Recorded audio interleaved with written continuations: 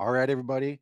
We have a champion in the house. It's a special episode of League One on the Rocks tonight. My name is Rich. You can find me on Twitter at I'm Rich, but I'm not. Joined as always by co-host extraordinaire Brian. You can find him on Twitter at Mediocre Ace. Brian, how are you doing, man? I'm doing good, Rich. Feeling pretty good. I got to get myself together here with late day, so I haven't gone to the gym or anything yet. So feeling a little off, but we'll be all right. Got to get ourselves together because we have a special guest in the house. And if you are not joining us on YouTube Live, you are listening on the podcast. We have North Carolina head coach rejoining the show, John Bradford. How are you, John? Doing great. Thank you, Rich. I appreciate you guys having me on. It's great to have you back. Congratulations on winning the League One final. Thank you. Thank you. Exciting game and great crowd. And I thought it was great for the league as well. Obviously to have that kind of back and forth game and PKs and nerve wracking and all that, but exciting for the league for sure. Oh, Oh, yeah, absolutely. I got to be up there for a most exciting final in league history. Yeah, I think they said it was the first one that went to extra time, right? And Yep, then let alone penalties. So I would probably agree with that. yeah. As that's a neutral awesome. watching that game, that was a good one to watch. I was very happy that I got the opportunity to tune in for that one. Yeah, that's going to be one in the off season that might get a few replays before next season starts. That's right. That's right. Well, Brian, before we get too far into this whole interview, Brian, what are you drinking tonight? I've got water. Like I said, I've got to. As soon as we're done here, I'm headed to the gym, so didn't want to drink Nice. beer before going in there. Smart move. So I'm gonna stick with the Northern Colorado folks again this week. I'm doing the Voodoo Ranger, so I gotta polish these off. But John, okay, let's go ahead and get straight into the finals action. We'll kind of play this like in reverse. You're doing the celebrations. How okay, first off, who partied the hardest in the locker room? That is a highly debatable question. I would think that there's probably several players that either think they did themselves or I think some of their teammates did specifically. But no, I mean, it was you can't recreate those environments, and for the guys to have worked so hard and celebrate on the field, have family and everybody around there on the field, and then have the moment to be able to go back into the locker room and have kind of just be the team is uniquely special. And yeah, I know for sure the guys who did it. The trophy took a trip from the stadium up to Fenton, where there's the bar area around our stadium, and so the guys were being good ambassadors of the league trophy. That's awesome. Joining the dead whales, I'm sure. Yep, they were there for sure, and I think we added a few more dead whales on Sunday too, which is even more exciting. That's cool. That is awesome. It looked like on social media that Raheem was going hard, Mikey was going hard, Olix was going hard. I mean, it looked like across the board there were several candidates that could have been named hardest partier that night. Yeah, I would agree with that, and I think to be fair to those guys, I know Oleg specifically had he doesn't drink, he doesn't party, and this year for the entirety of the season, which kind of goes in line with his performance. To be honest, for the entirety of the season, he had really dedicated himself, taking care of himself, taking care of his body, all that. And I think once the final whistle blew and that was okay, he was okay to go and enjoy himself a little bit. That's good. That's cool. Yeah. Well, just speaking on that fact, I mean, it was an early kickoff and everything. So, um, just curious as to how long did those celebrations go for you guys? Yeah, I'm glad it was an early kickoff too. You mentioned that. I mean, initially would have been when they said 8:30 on a Sunday night. I was sitting there going, "We're not going to get anybody to show up, and after everybody's going to fall asleep at halftime or whatever." So I'm glad the league was able to change it to 5, get some more people out and support, and probably more people from Charlotte there too. To be honest, which made for a better environment and all that. But yeah, I heard rumors of different hours, for different guys, and I won't name who, but there was one guy who was supposed to be there for his exit meeting at 9 a.m. that didn't quite make it, so he was a little bit later in the day. The guys certainly enjoyed themselves, and they earned it. That's awesome. All right. Did your kids go to school the next day? They did, they did, and actually, I've got three, and the littlest one, Caroline. totally into it. And after the game, we had the locker room celebration. It was really nice. They had the owner's suite set up for everybody else to go back up there, and the entire club, front office, players, staff, and all the players' families, coaches' families were able to stay up there, and open bar and some food and that kind of stuff. And then everybody else kind of went out there, but two of my three went home. She stayed out. It was a trooper, but barely made it through school the next day, I think. Very cool. Did you name her Caroline after living in North Carolina? Was that an No, inspiration no, there? Oh, okay. can't claim that. Okay. Oh, But no, it was great, especially just to have the kids there right afterwards too. My wife is right there on the field, the kids right there on the field, and it's a moment we'll never forget. That's cool. yeah, that's awesome. Um, so we also want to give a pretty big shout out to NCFC's media team. I mean that you just go through all the pictures and everything that they were able to grab.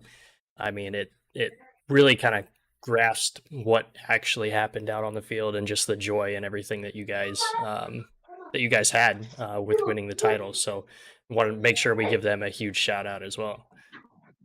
No, I'm glad you did. I couldn't agree more. And each day that's gone on, there's been more stuff that's come out, a different camera angle, a different view as to what was seen. And so I completely agree. And it was surreal in the moment for sure. But now, as the social media stuff's coming out, it's like, wow, they really captured it as well as I think they could have. Yeah, they really stepped their game up with the banter heading into the final match too. And then seeing Yeah, some of the pictures come out afterwards of comparing the locker room pictures with some of the iconic sports moments in history.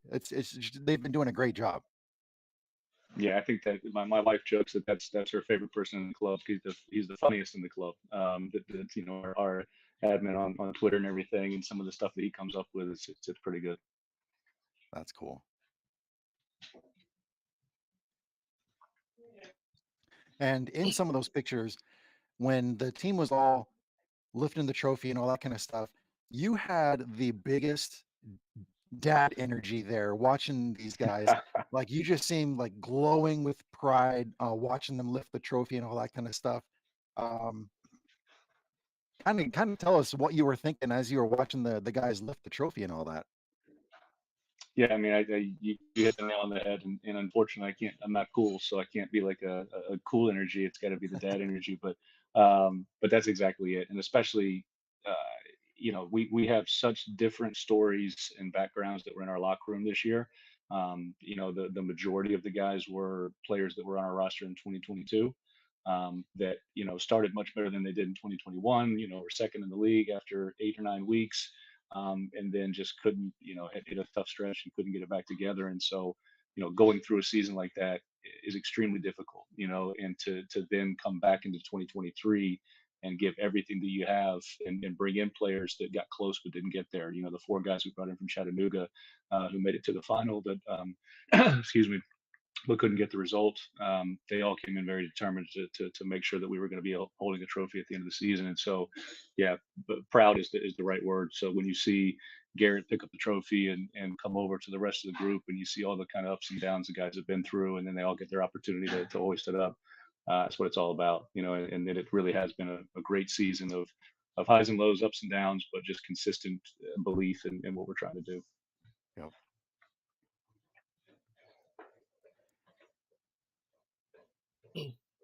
Okay, so if we're talking about the proud dad energy, we also gotta give a shout out to assistant coach Mike McGinty. If you are not following him on social media, you definitely should be because this guy was having fun in those celebrations. The pictures that he's been posting on social media have been so funny. Um, Tell us a little bit about him, what kind of energy he brings to the locker room, and just, I don't know, how he was celebrating that night. Yeah, I mean, we have a fantastic staff, but McGinty is one of a kind. He's somebody that cares immensely about the players and the club. Like just genuine. And the players know that from him, and they give it back to him as well. Because he's honest with them, he's direct with them. But at the same time, when it's time to enjoy, it's time to enjoy. And I think the one picture of him smoking the cigar, just kind of taking it all in, Just looking at everybody with the medal around his neck is priceless. So, but yeah, great family as well that was there to celebrate us with everything. And McGinty's been with us. And he also knows so many people in the game. Nobody's got a bad word to say about the guy. So we're fortunate to have him with us. And I mean, you kind of hit on that with, uh, he can give the proper advice to the players because not only can he have fun like we've seen on social media, but at the same time, he coaches the U.S. Youth National Team. Is that correct? Yeah, and that's where he and I most recently, before we both came to NCFC, were working, with the 16s and 17s, and he's been with the 16s and 19s this year. I think he went to three U20 World Cups as a goalkeeper coach. He was a many year pro himself, and then been coaching since then, but always been tied in with U.S. Soccer at the youth national team level, which is fantastic. I know he's going to a camp, I think next week again. But yeah, and I think that perspective brings a lot back to the club, a lot back to the group, especially with our interaction with young players. Knowing the standard, knowing what it looks like, knowing what the highest level of our country at each age group looks like is important. Man, so I mean, his resume speaks for itself right there. Yep, yep. We're fortunate to have him. We're going to keep him around. Good. That was going to be my next question. So I'm glad you answered that one. Absolutely. Yeah, and I mean, obviously, winning the League One title and everything like that is great, but there's also a few stories coming out of just the week leading up to it. Um, I mean, you and a few players and some club representatives stopped by Wake Med's Children's PICU to visit some of the pediatric patients. Can you talk about a little bit of what that experience was like and what kind of really drew you guys to go in and visit the children there? Yeah, no, it was inspiring. It's is the word that I would use. The opportunity to go there and see the healthcare professionals and what they're doing, and to see the different families that are in very various circumstances. And our opportunity to go and just kind of say hello and try to get to know some of the children that were old enough that we can get to know. And then for those children, the young babies and little ones, to be able to connect with their families and just hopefully kind of give them a little bit of a break or distraction for the moments that they're in there, and be positive with everything that we can be, because again, within that unit, it's so many different circumstances, some that are positive and short term, and then some that are different. But our players love doing things like that, and I think most players in our league do. To be able to get in the community, have a positive impact and all that, and like I said, the inspiration from just kind of everything that was there about it was overwhelming. It was great. And you did this during your prep for the championship on Sunday. I mean, can you speak to the kind of the importance of what it meant for you and what sort of perspective you gained as a part of planning this during such a busy week? Yeah, I mean, I think that perspective is the right word too. I mean, we're preparing to play in an athletic sports event, and we're taking a couple hours a day to try to get better in the morning, and then by and large, we're kind of planning, and the guys are recovering beyond that. The environment that we went into at Wake Med Hospital is totally different. This is an all time 24/7 situation where that is what it is. And so I think for us, the perspective of understanding that we're competing for an event that we're fortunate to be able to be a part of is a little different than maybe the real life situation that we were able to go and see that day. So yeah, it was no bother in terms of the organization of the week and leading up to the championship. It was actually a great addition. And not only did you go to the PICU, you also had some great stories amongst the players. So not only did we have off the field, stories heading into the match, but we also had some great stories coming out of the match. You had Raheem Summersall getting the League One MVP, Brooks Thompson having that massive penalty save. You have players who have been with the club, um, who have seen this club experience, being the wooden spoon winners. And then you have other players who have come in like Olex Anderson, who is now an MLS Cup winner and a League One Cup winner. There's some truly great stories, and we kind of spoke about this before we started recording tonight. You also have a player by the name of Christian Milazzo who's been with the club for 16 years, starting off, in the academy. And on social media, there was a picture of him in his recreational jerseys, and then there was him lifting the League One trophy. I mean, there's just so many great stories to come out of this club. Yeah, and Christian. I mean, I was at the academy fields tonight, standing next to Christian as he's helping to coach the one of the teams there as well. And so it's just intertwined within his kind of career and history within the club. But yeah, he's been around for a long time, and most recently had the opportunity to sign an amateur contract with the first team and compete at the professional level as well as the academy level too. So it's been a great story for him. But there's so many others that have similar stories where they've come into the organization before it was called NCFC Youth, and played recreation, and then moved up to the age groups, and then been a part of the academy, which we take a lot of pride in having it connected with our first team and opportunities for young players, and then being rewarded from that. And so for him to pick up the trophy and all that kind of stuff, I think is fantastic. Nick Holiday is a player that came up through the club that's holding the trophy as well, and proud dad moment, proud dad vibe or whatever. Yeah, for sure. With those type guys, when you see, I think the other cool thing is too is everybody else in the locker room. It's not like anybody looks over and is like, what's that guy doing? What's this kid doing? Like it's just understood and accepted that he's part of the club, he's part of the team, and he has his moment with the trophy too. Oh, and I'm sure looking around that locker room, seeing the guys that are on your roster, I think it's pretty easy to understand why those guys would be in that locker room. No, 100%. We're fortunate with a lot of quality, but to a player, to a person, the character that was in this group, I think that's the difference between us holding the trophy up or not, is just the ability to be together and fight forward together throughout the season. Yeah, so I mean, we've talked about stuff off the field. I think it's time we kind of maybe start talking a little bit about the on the field performance. As you're kind of watching film ahead of the final, just kind of trying to feel Charlotte out, was there any big thing that kind of jumped out to you, or what jumped out to you the most about Charlotte that you used in your tactics to win the final?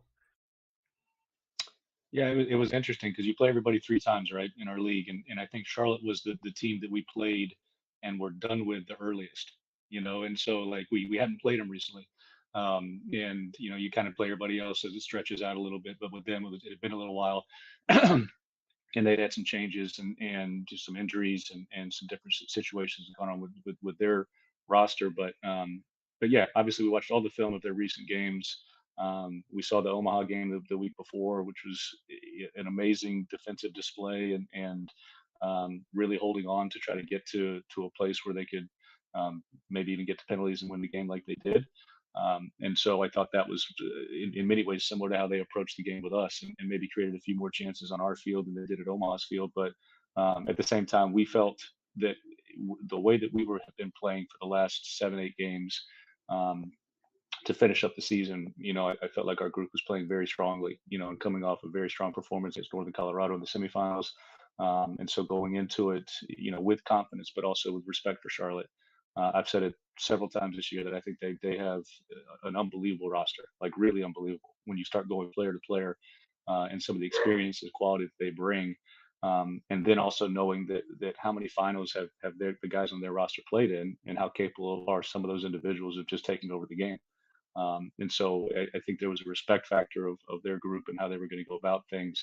But certainly at our field in this season, at our moment, we felt determined that we were going to get a result. And the way that we concede in extra time, on a goal that we feel was avoidable, and all that kind of stuff, but then to have the ability to come back in extra time, knowing that your back's against the wall and you got to produce, and then get to penalties and go 5 for 5 to win it at home. It's storybook stuff.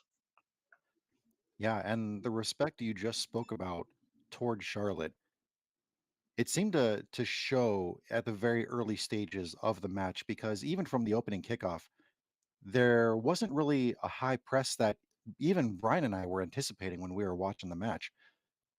Was there a concerted game plan to the early stages of the match to try to feel out Charlotte and with the full realization that this may go to 120 minutes and PKs? Honestly, no. I mean, what we talk about in the locker room and the tactics is one thing, and then once the game starts, there's sometimes a different feel or a different turn that everything can take. And I think for us, we wanted to stay the course for who we've been all year, which is trying to get after teams defensively and turn teams over in their half and that kind of thing. And I think that was still the goal, but the way the game went, there was that feeling of okay, we're both kind of methodically, trying to see what can be effective and what's happening here. And I think neither group wanted to get done in transition because both teams are very strong in transition. So it kind of played itself out that way, but that wasn't the idea. But again, the trust that our staff, myself, having our players is that they can feel through it. They can sort through those moments and stretches of the game and see how they want to do it. That's going to be effective too, and that's how it went. Yeah, and so I mean, speaking on penalties and stuff like that, I mean, I'm sure nobody wants to go to penalties when you're especially playing in a final. Um, but is practicing penalties kind of a routine part of training for you guys?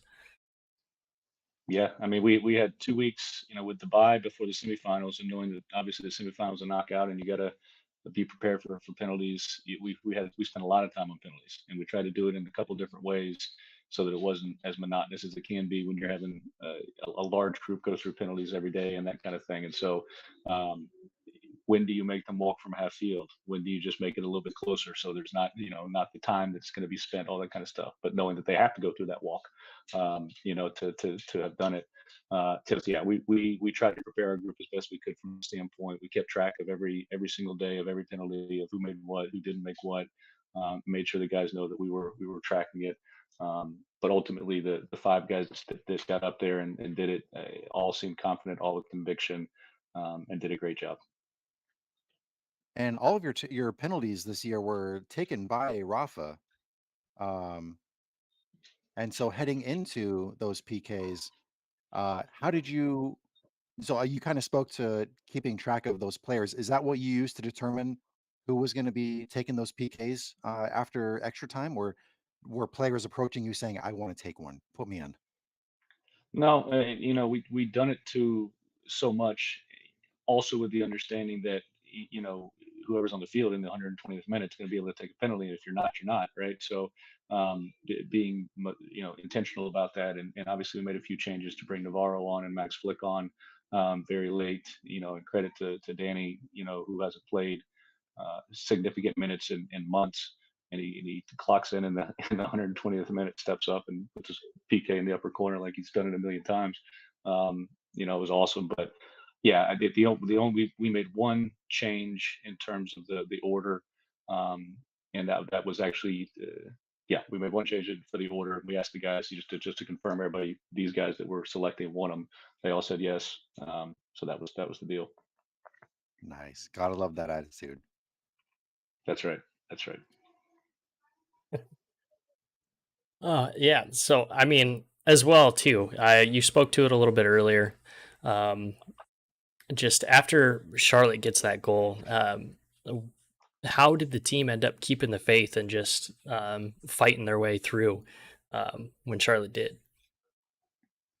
Yeah, I mean that is a true test in that moment and in that feeling, to feel like everything is still in your control and evens at zeros, and then all of a sudden you concede in knowing that the game is going to be concluding soon, right? So you could see it in the guys' faces. There was disappointment, but there was also intent, and very soon after we had a break, and the energy of the group within the break on the sideline was phenomenal. And guys that have been subbed off, guys that were on the field, staff, you name it. Everybody was. You have to give everything. You have to find a goal, and believing in what they were going to do. And um, yeah, it's just amazing the way it all shaped up too. To have that goal be the tying goal and how it all came together was just I would not have had on my bingo card that David Garcia would juggle the ball 3 times in the 18, lay it off to Raheem Somersault, and he did it off the crossbar off the goalkeeper's back of his foot into the goal to tie the game. I wouldn't have called that. Yeah, that was an incredible goal. To be able to hold the ball the way that he did, and to buy that time for him to get set up into space, and then to put that shot off, and then the to win the crossbar challenge in a final to go off the keeper to go into the goal. I mean, it was just, man, that was such an incredible goal. Yep, it was, and I think just the wherewithal of David to even think about how to do that. Like most guys would either try to lash at it first time and try to put it on frame, or try to redirect it with a header or something like that. And he literally brought it down, patient enough, switched feet, laid it off. And it was just a phenomenal goal. So what was the greater part of your celebration in that moment? The fact that you equalized, or the goal itself? I think a bit of both. Certainly the fact that we equalized and we were right there, and then immediately it's back to okay, now the next decisions, next thought process as to okay, how much time is left. When do we want to make sure we get PK takers on that we want to have in the order? Who's remaining on the field, all that kind of stuff becomes the immediate discussion. And oh, by the way, can we get a second one and win it before we have to go there? Or make sure we don't concede it, which we almost gave one late, in the pass back. So all those things just become a blur of trying to figure that out and give what we can to the guys before it's all over. And let me dive into a little bit of a formational tactic question here. When you were talking earlier about Charlotte's strength in transition, when you're in your defensive setup, you didn't play with inverted uh with an inverted back line. So how are you able to condense the midfield and situate your personnel such that you were still able to have some ownership of the midfield? I think that's the question for the entire year. I mean, and once we got to a stage of playing a 4-4-2, basically flat four midfield, which you don't really see anybody else in the league doing. And for me, it's personnel based. It's personnel, and it's clear understanding of what they're doing. And so, for the last stretch of time, Raheem and Mikey were playing in the middle of the park, and these guys can just cover so much ground, and they play off one another. They're intelligent. Some of the other guys that play in there as well, Luis, and then on the wings, on the sides, Jaden, Louis, Rafa, these guys just having the understanding of how do we squeeze space, and knowing that we're basically outnumbered in the midfield 99% of the time. Every team that we play either plays a 4-3-3 or 4-2-3-1. There's going to be an extra one there. They're going to bring a fourth in there. So being intelligent about that, and one of the great things for me as a coach and our staff is just seeing the group buy into, okay, why are we doing this, and what benefit is it going to bring to us, and really believing in it. Because once we were able to defend well in in those aspects, then the ability to transition, or the ability to then force the opposition into a pass that we can then recapture and get back on the ball. Those little wins within moments that give guys belief, like, okay, this is working, this is positive. But yeah, that's I think the main thing, especially against a good midfield that has a lot of free players. Like you look at Ibarra, he's going to go wherever he wants to go, and he's going to show up at some points as a 10. Now all of a sudden he's getting it off the center back. But just having the idea of communicating through that, seeing it, and then just managing the space in terms of how that looks too, and even up a higher line, just knowing overtime is. It's funny. We were going through the pre-match 11. How's this going to go? Are they going to put Bennett up front and overtime underneath? They got to put him out wide. And we were talking about, we're like, I bet they just stick him up front, and just he doesn't defend at all, and he just stands there, and they say, okay, fine, you could beat our other 10, but we're going to get you in transition because we're just going to play to this guy that you can't get the ball off of. And sure enough, as the game started, that's what it looked like. But Yep. it was a good challenge and a good test for us for sure. And Overton looked awfully comfortable in the box throughout the match. As he does, and his ability to create a shot. I mean, the guy's so talented. His ability to create a shot out of nothing, or draw a defender in, knowing full well that he's going to make this pass and get to that space. But I thought our guys, by and large, did a really good job with him. And the other thing that was great to see was, I mean, there was a flurry, I think, in the second half where ball pops out to him, and he takes it off a volley. David blocks it with his chest, and there's another one that Gustavo blocks, and the guys were just throwing their bodies in front of it, and Mikey as well. Just whatever it takes, keep the ball out and on with the next play, and that kind of thing. And so those are critical moments that help you stay in the game, and ultimately, win the game. Mhm. Yeah, definitely. And I mean, there's obviously defending is a huge part, but also the set pieces. I mean, they were really important throughout this match. How much of an emphasis do you place on defending set pieces or taking set pieces in your regular training regimen? I mean, quite a bit. And we plan out the week, plan out the days, based on when was the last match, when's the next match, that kind of thing. And set pieces is probably also a player's least favorite activity to do within training, And so trying to find the right balance of, okay, here's how we're going to get organized, here's what we're going to do, going through repetitions of trying to get more comfortable with that. But yeah, as you lead to the game, making sure that guys understand assignments and, personnel on the opposition, that kind of stuff, and specific tendencies, whatever it may be. But yeah, I mean, I thought set pieces played a major factor in the game. We had a throw in early on. The Raheem flicks on, and we don't quite have a second runner that's there. The corner kicks that we're very specific where we're trying to put them, and ultimately, obviously, our tying goal comes from a set piece right in front of our bench that goes into David. So, at the professional level, set pieces they contribute so much to the score sheet. So making sure you're prepared is a massive one. So you win the finals. Now, next season, as we're approaching your move up to the championship, what excites you the most about your move up to the championship? I don't know. It's been an interesting situation because we've been obviously full steam ahead with this year, and determined to try to get everything we can out of this team and this group, and what we all know that we're fighting for. But at the same time, you have to be planning for next year, and you have to already start thinking about the roster and understanding the budget, and all those kinds of things. So um, for me, I guess the most exciting thing is kind of part of this season and part of next season. Just the fact of having that crowd, that game, that feeling to win a championship and to hold the trophy up. There's no better way to move up a league, and obviously in our country where there is no pro rel, that's the closest thing there's to it to win and then go up or whatever. But I just think there's a momentum about the club, that we continue to push forward, and the front office, Steve as the owner, there's a massive amount of support, that's already showing up as we go forward into next season and the planning for the championship. And certainly the intent is to be highly competitive in 24, in that league, while still supporting the club goals, youth development and professional development, that kind of thing. So I think it's an exciting time for where the club's going. And a part of that excitement, the momentum moving into 2024, what do you think is the most pressing item for North Carolina ahead of the next season? Whew. I don't know. I don't know. The most pressing item. Um,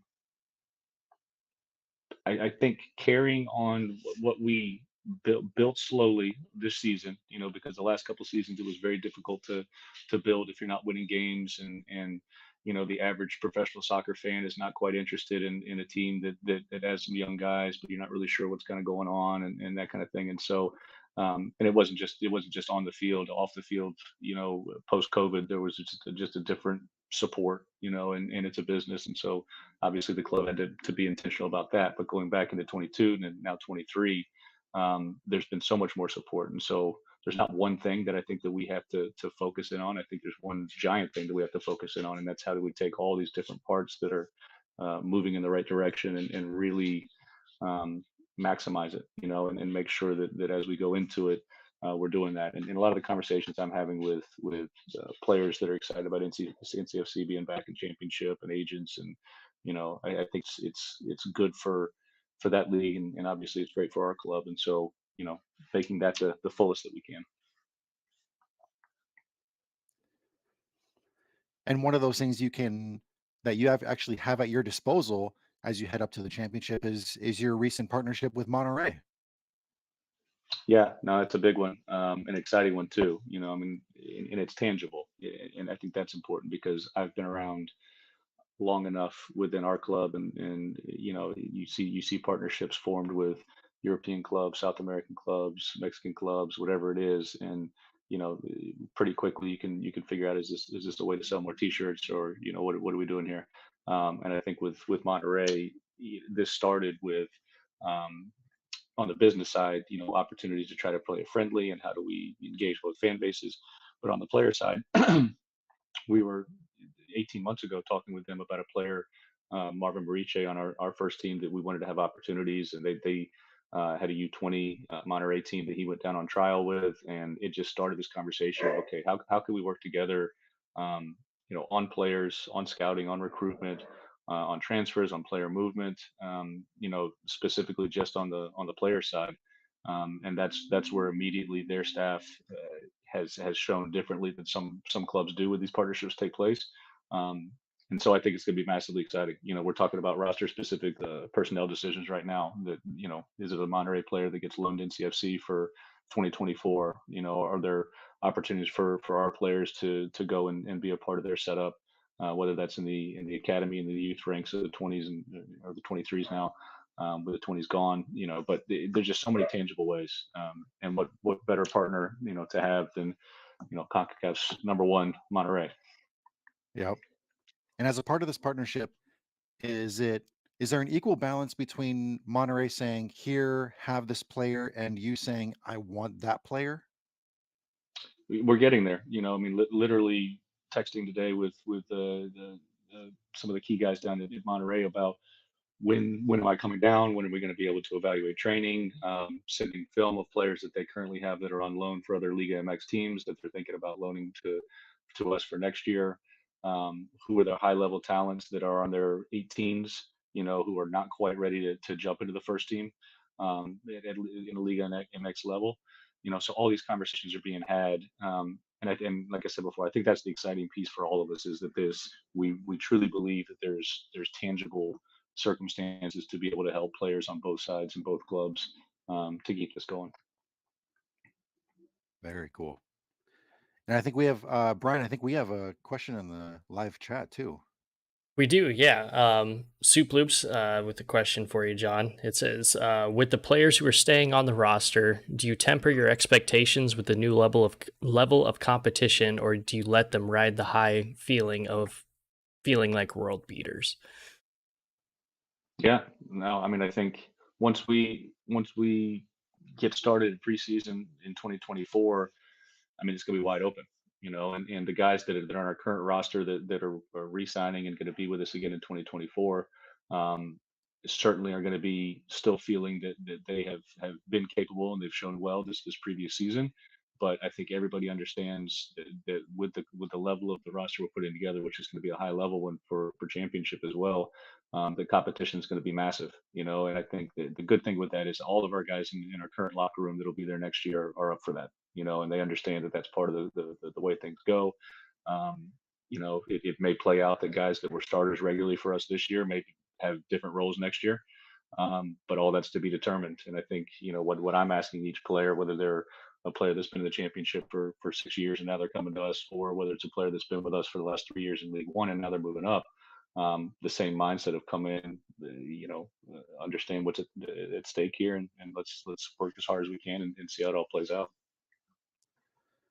So as a very broad question, what are some of the ideas of advice that you're giving to players in those meetings that you spoke about on Monday morning, to help them improve in the off season heading into the championship season? Like ideas to improve their play, their fitness level, all that kind of stuff. Yeah, I mean, to be completely honest, these meetings this week, that we've had haven't really focused on the soccer stuff. There's been a few points here or there, but we've had so many meetings with our players throughout the year and so many feedback opportunities, that it's not like all of a sudden there's something drastically new and different that we're telling them you got to go work on that they don't know about. So I think that by and large the players all understand what it is that they can be polishing up and working on in the off season and that kind of thing. But the main purpose of the meetings is to really reflect, appreciate. When you win a championship, it's a lot easier to have these meetings and just share gratitude for the players and everything that they put into it. And on the other side of things, ultimately you have to, the way that I am, I'm just try to be very honest and direct with the players, especially those that we're not going to resign, because they have to go figure out what's next. So I can literally have to say to a player, I love you. You've been a massive part of this and everything. But I just want to tell you right now, we're not going to offer you a contract for next year. And I say that to you so you need to go figure out what's going on. And I'm an advocate for you, and I can help talk to the coaches and be a resource from that standpoint. But I just think, to blend those together, the personal side and the business side is massively important. And that's an interesting part of the game. Um, how do you handle those situations, knowing full well that they contributed as much as they did throughout the season, and here you are making a business decision? Yeah, I mean, I think you handle it. Respect is a word that we use a lot, right? And if you're not being honest with somebody, you're not showing them respect. And if you're not allowing them to make the most of what's next for them, then that's not showing respect. So I think being direct, being honest, and hopefully we've already built a rapport with each of our players that there's an expectation of that conversation and communication. Because ultimately that's what I think everybody needs to hear is yes, this is the outcome, or no, this is the outcome. And ultimately you can go on and you know, a lot of these guys are going to go on to play for many, many years, and change clubs. And there's going to be this decision, that decision. Some will be in their control, some won't be. But I think when it's handled properly, then it's the right way to do it. And I Yeah. think I think Brian, you got a question. Go ahead. I was just gonna say, I mean, with you guys moving up to championship next year, you guys are not going up, empty-handed or anything like that. I mean, on your 18-man roster, you guys had the youngest average roster in the league. You also scored 58 goals this season, which is 23 more than last season, while only allowing 39 goals, and that's 14 less than last year. Um, and just with guys like Mikey, Rafa, and Olex, I mean, this team is still loaded with talent. So going in to the championship with all of this work that you guys have built, how important is it to you to start off next season? And I know we're already talking about next season, but how important is it to you to get off to a fast start in championship? Yeah, it'd be great to obviously results wise start off to a fast start, but I think the main thing for us is going to be it's building a new team, and it's the same situation that we went through this year where we had a core group of guys that were coming back from 22. We were very specific and intentional about who we wanted to bring into the environment for this year, and we're going through the exact same process going into next year. The guys that will be back with us from the current roster into next year already know the club. They already know our staff, kind of our style, how we do things. But as we're going through the roster build and making those additions to it, I think that the main thing is to try to get that piece right, get the locker room right, get the competitiveness right, get the idea of how do we go about things in North Carolina FC right. And I've never not once focused on results, saying like we have to win this game, we have to do that. Obviously, we want to win everything, all the time. But there's a process that goes into it, and I think establishing our group is going to be the first thing we try to do well. And as Brian was talking about there's plenty of accolades that we could be listing off. I mean, you were coach of the month in April, and you have players of the month, you have players of the week. I mean, you have players that were first team all league here at the end of the season. You have things that you're proud of on the field, you have things that you're proud of off the field. Of everything that has happened this season, what would you say that you're most proud of? Wow. I don't know that it gets any better than to win the championship at the end, and to do it with a group of guys that have had so many different things. And this is what happens with teams. You have players who have families members who die, or you have players who um have babies, like you have so many things that happen just as a family, almost like a extended family that's in the locker room. And to see this group kind of be there for one another, together with each other, through all of it. You have players that have injuries that might end their season. We have young guys that are taking classes. There's just all kinds of different stuff. And so to see this group kind of go through all of that and hold the trophy at the end as champions, that's unique. That's got to be the best. There's that proud dad energy again. Yeah. I don't think I'll ever escape that, unfortunately. If I'm 40 now, I'll have it for the next 40 years for sure. So,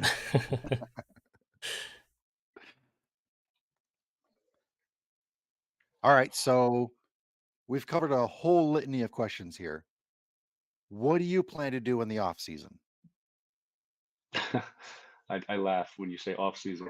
Um, the, we plan to continue to build the roster. You know, to work with we've made some new staff additions on our men's team, which is great. To continue to work with them, really try to get ahead of next season and all that. Work with the front office. How can we best take what this season was and turn it into next year? You know, with a great starting point and that kind of thing. But then also, you know, for coaches' families, it's a lot, right? So we're going to enjoy some time. Yeah, we go up to the mountains the week after Christmas every year for the last several years. So that's definitely on the calendar again this year, and be as present as I possibly can with the three kids and my wife. So that's number one.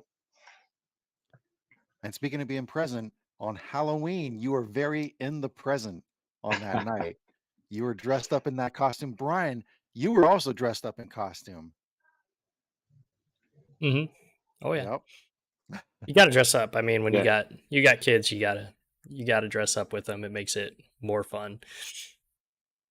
Well, and the way that we've done it, our oldest had the first, 4 years where he would say, "I'm going to be this, and you guys are going to be this," and we'd say, "Okay." And then the middle one did it, and now our youngest, she said, "I'm going to be a minion." She said, "You're Lucy, you're Gru." I said, "No problem, no problem." That's That's great. I awesome. love it.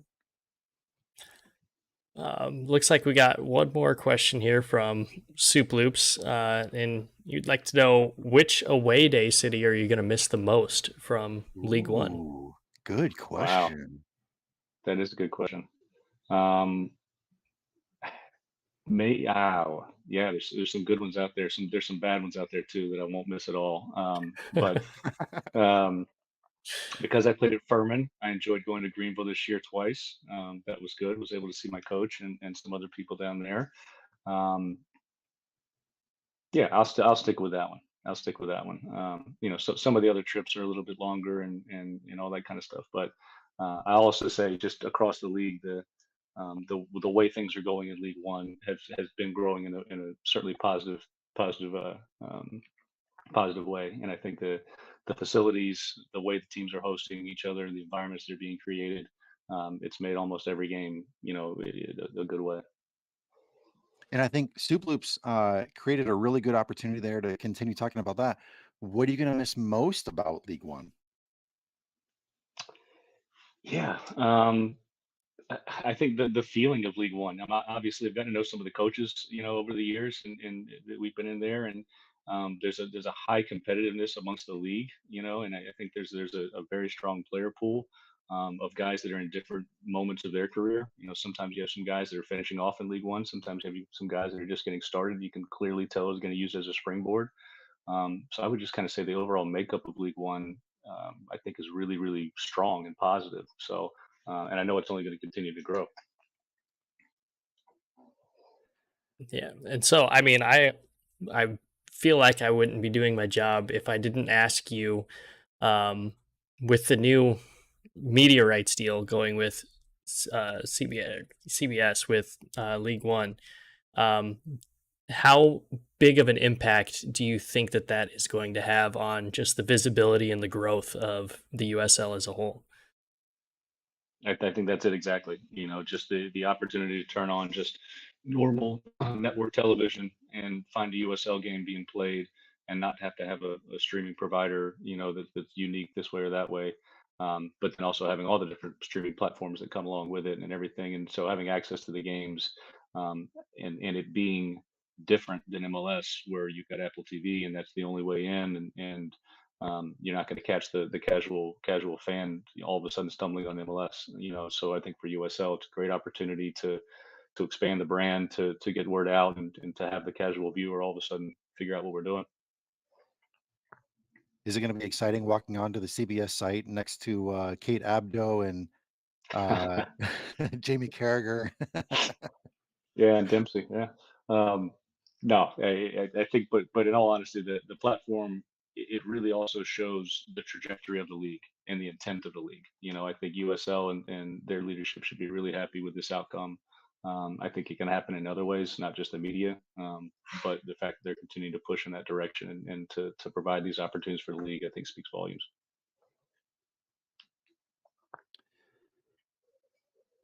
All right, let's check in here. Oh, so I got a question for you here. Um, what would you have to say for any of the fans out there, both to talk about the season as a whole, heading into the off season, championship next season? What kind of message do you have to the fans? Yeah, to our fans, it would be, one, thank you, for growing with us this year, and thank you for those diehards that have stuck with us for the many years that we've been in League One. That hasn't been the most rewarding as a fan, but I think this, and I've talked to a few of our supporters and main people and that kind of stuff. This was the culmination of a lot of work, not just over the last 3 years from League One, but many years within our area and our club to get to the first championship, and the fans that kind of grew with it, and then saw what we did this year in terms of building a roster that's competitive, that can win a championship, that can hopefully make them proud and pleased with the style of play what we're doing. The message would be that's exactly what we're going to do in the offseason and going into 2024 and beyond. So we want to continue to push that and make them proud of the efforts we're having. The fan presence there in Wake Med on Sunday, uh, just from the broadcast alone, it sounded like it was a great atmosphere. So shout out to the fans for that one. Yeah, I think it was a great atmosphere, and obviously our area, you have so many competing colleges, high schools, ACC tournaments, you name it.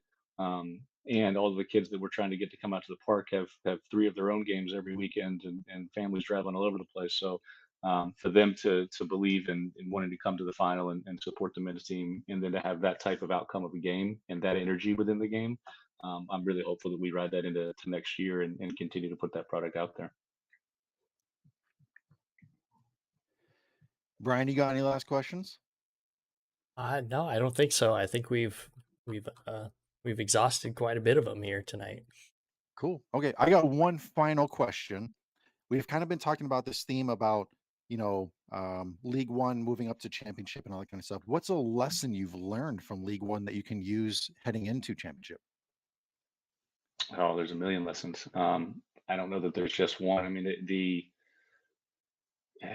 the ability to learn through every single game, through every opponent that League One's provided me. It's been my only environment, obviously, as a head coach. I was assistant coach with Dave Sarakin when we were in championship, and was getting to know that league for the 2 years that we played before COVID and the change of league and that kind of stuff. But I've embraced every moment that we've had and tried to take away something positive and educate myself a bit more. And that's what coaching is, right? It's stealing ideas from others and going through experiences of your own and seeing what happens next. But yeah, I'm certainly more experienced and more versed, having gone through the opportunity I've been fortunate to have the last couple of years.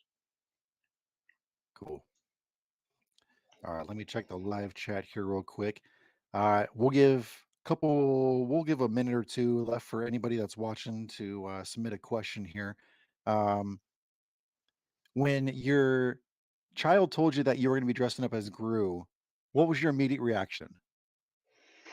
I've been through it enough now where there's no emotion. I went straight to my phone. I googled Gru costume or easy Gru costume or something like that, and immediately in my brain started going to work on how am I going to pull this off. Can't Yeah, You're disappoint. desensitized. That's it. That's it. that's always the trick too. You will always be shocked about with what your kids come up with as far as anything, but especially Halloween. I feel like my kids for Halloween, and 1 second it's I want to be this, then a day later it's oh actually I want to be this.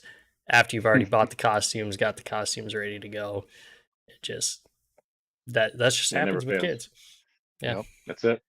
That's And it. Brian, was it your wife's idea for your pairing, your couple costume this year? Oh, the Mean Girls costume? Yes, it Yeah. was. She Yeah.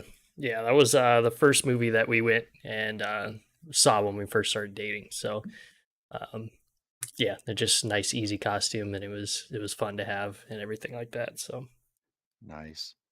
So, John, did you have the a map out for all the full size candy bars of which houses you were going to hit? We didn't have the map out, but our neighborhood's great, in the sense that everybody does it right for Halloween and all that, and then all of a sudden the kids, as they're going from house to house, there's a large amount of yelling and communicating, and oh, you got to get to that house and get over here, um, and our kids are like SWAT team, people. It's like basically get to the neighborhood and come away with all the candy. It's great. that's awesome. That's awesome.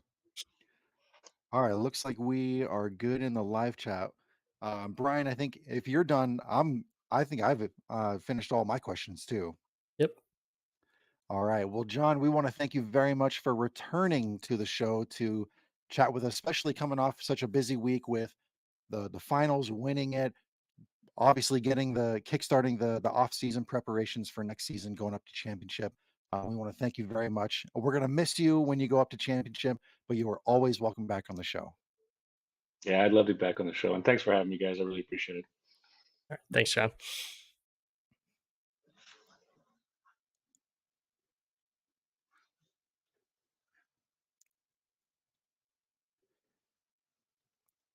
All right, and Brian. Oh, damn it! I was gonna talk to him more. Oh well. Well, yeah, that always. I mean, the last interview with him went really well, and Yeah. obviously this one's really well. Soup, thanks for sending in some questions here. Um, always great to hear answers that from questions like that. That away day city question was spot on, perfect. So we appreciate you for sending that one in. Yeah, thank you, Zulus. We really appreciate that. Thank you everybody for tuning in to another episode of League One on the Rocks. We have already put into motion some very cool things. We will keep you updated. Follow us on social media, and we will keep, I don't know, churning out the goods, I guess. I don't know. That's a good way to put it. Turning out the goods. I like that. I'm gonna use that tomorrow at work. I'm already in off-season mode, man. I'm already Hey, throwing off my game. it happens. We're all good.